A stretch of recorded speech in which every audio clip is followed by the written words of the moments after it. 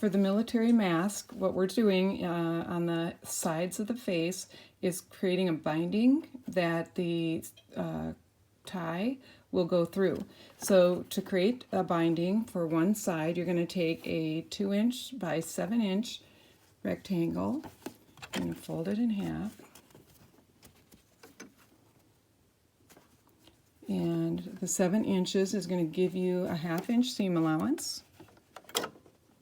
On my machine, that is here.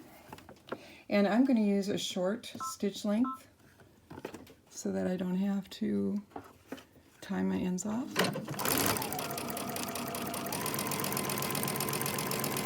Or back stitch. Okay. Now you're going to take, and I'm just going to finger press that seam open.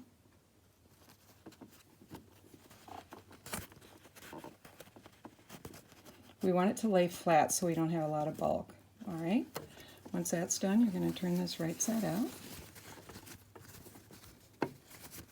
And it doesn't really matter. You can have that seam anywhere along in here. It isn't going to make any difference. We just don't want it on the end, okay?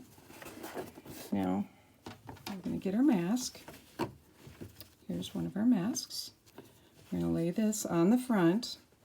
And this will be 3 inches. So if my mask would have been longer, I would have just used this as my guide and adjust those pleats until these are the same. Same thing goes if this mask was a little bit shorter, just give it a pull until it comes out and meets exactly on the ends. Okay, now you are going to do only a 1/4 inch. So I'm going to start in just a little ways and go backwards first. That way I don't have a tail out on the edge. It's going to be hard to get rid of. Right. And you know I'm going through a lot of thicknesses, so let's not go too fast and break a needle. And when I get to the end, looks like I should have tucked that in just a little bit, shouldn't I? All right. Okay, I'm going to lift that up a minute. Help my machine get over that hump of fabric. And I'm going backwards because, why? I want those tails inside. I just don't want to have to do a lot of trim up work. All right, so now what we're going to do, we're going to take our tie, have it ready. We're going to turn our mask over. This is going to get folded in. We'll lay our tie inside. And now it's important, if we're having our pleats down on the face, that would make this the top. In our case, we have always been sewing them with the pleats up. So, you know, for free factory work, that was our decision. That's what we're doing. So I have to be sure that I do my tie so there's the long part is at the top. All right, so this is the long end of my string. And I'm going to lay this here. I'm going to fold this around my string and then fold this here like that. See how I've got a casing?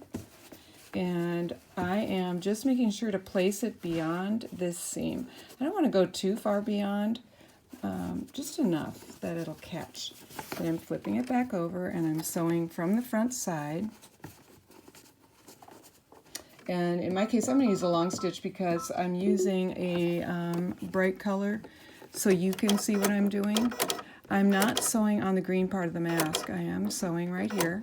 Of course, I'm going to start in, and then I would back up, but because this is just an example, I'm going to not do the back stitching, but you're going to do back stitching. And, okay. And I'm just going to carefully work my way along that edge, and when I get here, you would do a couple back stitches. Backwards, forward, backward, forward. Do it a couple times because this is a stress point on the mask. All right, so now it comes off, and this can travel in that. And that's important because how we're making these masks are a lot like the ones you saw on Facebook the other day where I had made them for children, and it's going to have this loop, and that is on the top of the head. And then the as they come through here, that's going to go under the ear. This will go over the ear, and this will go under the ear, and under the ear into the back, and tie at the base of the neck. So there's only one tie instead of two.